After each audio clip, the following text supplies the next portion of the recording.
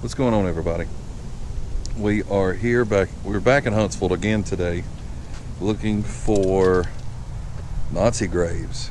Now, what a lot of people don't understand if you're younger is during the end of World War II, the U.S. developed Project Paperclip. We didn't want the Soviet Union getting all the scientists from Nazi Germany because they had invented, V-2 rockets, which was bombing all kinds of craziness in Britain, and they had jet fighters, which all of that was eclipsing everything that we had. Now, I mean, we still had the atomic bomb, but the Germans had other things going. So we devised Project Paperclip, which I'm going to give you a Cliff Notes version. There's a lot other stuff of historians that can explain it a lot better than I did. So pretty much what happened was we found the guys, and if they didn't have too much baggage, they came over on, into U.S. from Germany. And if they had some nasty little baggage, they are Nazis. So if they had some issues, as far as war crimes, they would push them into Argentina and then work their way up from Argentina into the U.S. that way. Now, these guys all work for von Braun, and he did not have the best track record. You can look up all the stuff that he did when he was in Germany, and it wasn't the best. But it's weird when you come up here to the Space and Rocket Center, it is the von Braun. Everything is celebrated for him, even though he was a Nazi. So, with all that out of the way, let's go try to find some of these Nazi graves. And this is just a handful. Like, you can go through, and von Braun brought over 120. It's like he handpicked. He got carte blanche to pick whoever he wanted to come over here with him from Germany. So a lot of these people he picked himself, and they were aerospace engineers. They were the guys that set up the rockets at the bottom and missile defense stuff and all kinds of war type of things. So let's go try to find some of these guys, and maybe we'll learn a little bit about them. If not, I find it intriguing that there's actual Nazis buried in Alabama, and it's just a handful. There's a whole bunch more. And if this video does well, hey, if y'all like it, we'll come back and look for some more. So we're over here at lot 105, and out of the 5 that I looked up, out of the many that there are here, I say many, there's, whatever. But, yeah, you start, like, if you're coming to do this adventure, come down here to block 105. Every block has got a name throughout this whole place. And we are going to look for Dr. Walter Hosserman. And we're going to see if we can't find where he's at. It says block 105, lot 246. So let's see if we can find lot numbers, and then we can go from there. I'll meet you at the grave, and we'll talk about him just a little bit. So coming back from where we parked the vehicle, you'll see 2 American flags. The irony in that, huh? And then you come to Dr. Walter Hosserman right here, and his wife Ruth. Now, Hosserman was a aerospace engineer, and he was over the guidance and control laboratory with von Braun, and he came over during Project Paperclip, as we talked about earlier. Alright, so there's one down. Let's see if we can't find some of these others. So, leaving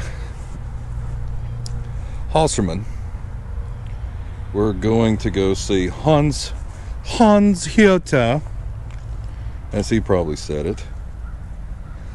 Hans. I don't have a lot of information on this guy, but you can rest assured that he was a Nazi. and he came over and Project Paperclip. I may throw a little bit of something right here while we get up to his grave. Obviously it is in German, because there's the thing from Martin Luther. Und wind morgen die Welt untergeht, so will ich. And I can't read the rest of that. Applebaum gin.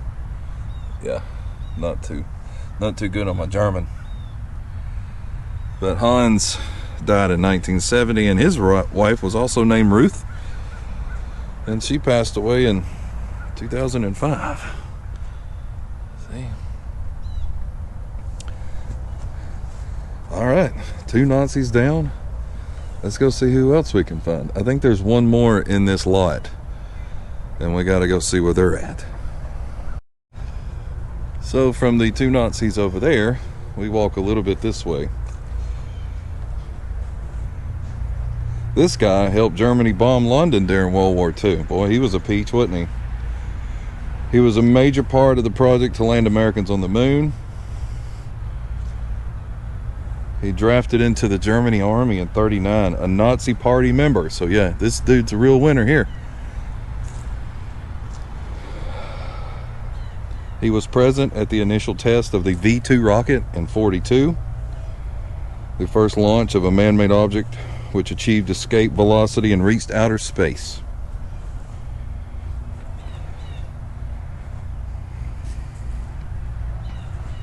He was part of Operation Paperclip. He moved to the Marshall Space Center here in 1960.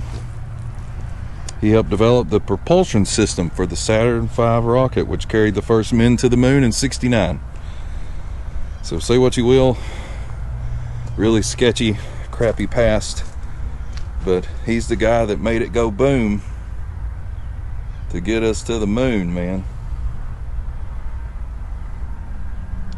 Konrad Dannenberg, right there. Konrad, 1912 to 2009. Surprised how some of them live so long. Like, I don't know, in my mind it seems like they should have been gone sooner or something. I don't know, since I didn't really grow up with it. I had to, you hear secondhand stories and stuff. So yeah, so that's the 3 in 105.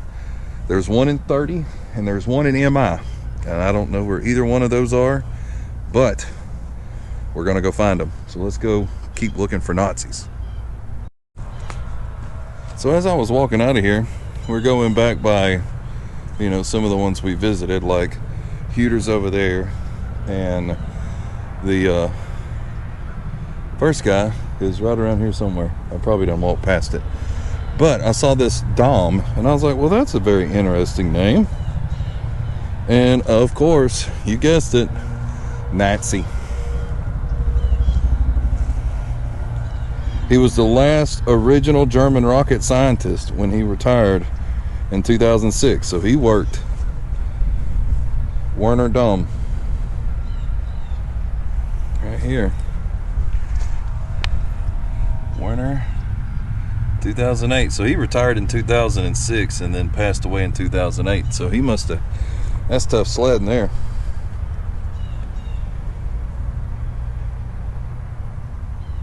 He was the ballistic missiles guy. So he liked to make stuff go boom. He was a Nazi that liked to make things go boom boom. All right, so that was an extra one I wasn't even counting on. So we're going to try to go find the one at 30 and the one at MI, or maybe it's M1. So when I get there, oh, and I'll tell you what, now that we're over here, I always like to do my ads. I'm sure everybody really loves this part of the video. This is where they skip, but I still got to do it. If this is your first time here, welcome. I hope you're enjoying the video.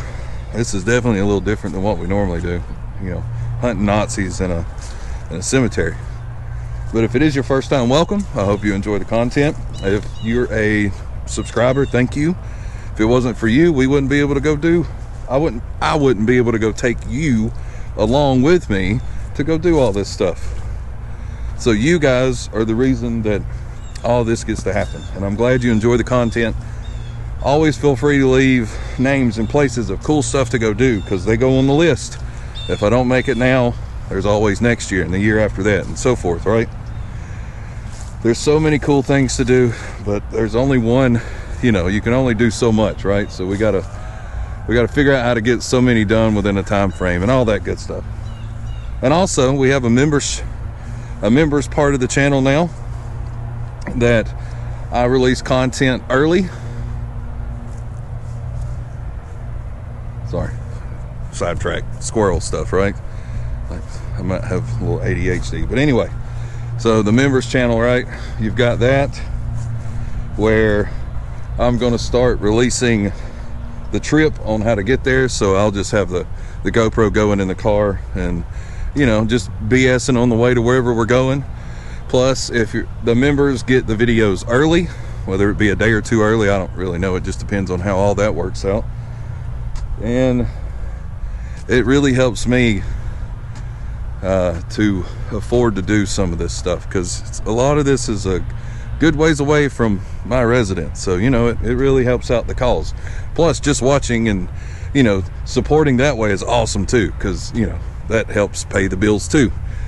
So, now that I got all the ad crap out of the way, let's go find these last two Nazis, shall we? All right, we're looking for Ernst Geisler. He found his way into the aerospace Project Paperclip through Argentina. And with the Project Paperclip stuff, if you had to come out of Argentina, that means you had some baggage, boy. You were doing some naughty stuff as a Nazi. He won the Certificate of Appreciation in 1973 too. So not only he was a celebrated Nazi on top of it, he worked in the aerospace part, and I'm pretty sure, yep, this is him right here, Ernst Geisler, right there. Geisler, 1915 to 1989, Nazi. All right, so we got one to go if I can find it. If not, I'll tell you what, I'll end the video here and go ahead and get the other stuff out of the way. Like you heard in the last guy, thank you guys so much for being a part of this. I'm glad that me and you get to go hang out and do this kind of stuff. I enjoy it, and I hope you do too. So let's go try to find that one more Nazi, and then we'll catch ourselves on out of here for another day. People get really confused when they see me walking through a cemetery with a camera. Yeah, it's fun. All right, so we'll see you at the next one.